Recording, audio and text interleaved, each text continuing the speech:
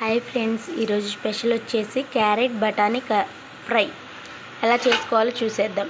ముందుగా ఒక half KG carrot తీసుకొని దానికి చెక్కు తీసి బాగా సన్నగా తురిమి పక్కన పెట్టుకోవాలి. దానికి ఒక 2 ఉల్లిపాయలు, పెద్ద సైజు అయితే ఒకటి సరిపోతుంది, మీడియం సైజ్ అయితే 2 ఆనియన్స్ బాగా సన్నగా తరిగి పక్కన పెట్టుకోవాలి. నైట్ అంతా నానబెట్టిన బఠానీ పక్కన పెట్టుకోవాలి. అవి వడపోసి వాటర్ అంతా ఒడిచేటట్టు పెట్టాలి. ఒక గిన్నె తీసుకొని ఇలాంటి కళాయి ఒకటి తీసుకోండి. ఆ కళాయి తీసుకొని 5 టేబుల్ స్పూన్స్ ఆయిల్ వేసి బఠానీ వేసి వేయించాలి బాగా. అవి వేగేటప్పుడు ఒక 2 స్పూన్స్ శనగిత్తనాలు వేసి కలపాలి. అవి కూడా బాగా అంటే హాఫ్ బాయిల్ అవ్వాలి. శనగిత్తనాలు హాఫ్ బాయిల్ అయ్యాక పచ్చిపప్పు, మినపగుండ్లు, కొంచెం ఆవాలు అవి వేసి పోపు గింజలన్నీ వేసి ఒకసారి ఫ్రై చేయాలి. కొద్దిగా కరివేపాకు వేసి ఫ్రై చేయాలి. అవి వేగాక ఆనియన్స్ మనం కట్ చేసి పెట్టుకున్నాం కదా, 2 ఆనియన్స్ వేసి ఫ్రై చేయాలి. అవి వేగాక క్యారెట్ వేయాలి. క్యారెట్ వేసి ఒక చిటికెడు ఉప్పు, కొద్దిగా పసుపు వేసి కలపాలి. కలిపి ఒక 5 మినిట్స్ మూత పెట్టుకొని తీయాలి.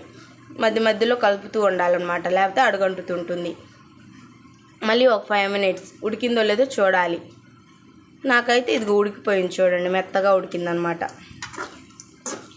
ముందే కారం వేసుకోకూడదండి. కారం వేస్తే ఏంటంటే అడుగు మాడిపోయి చేదు వస్తుంటుంది, కూర బాగోదు. కాబట్టి ఉప్పు వేస్తే ఏంటంటే క్యారెట్ త్వరగా మగ్గిపోతుంది. మనం తురిమాం కాబట్టి ఇంకా త్వరగా మగ్గిపోతుంది. చూసారా, ఇదిగో ఇలా అంటేనే ఇదిగో చూడండి ఉడికిపోయింది మెత్తగా.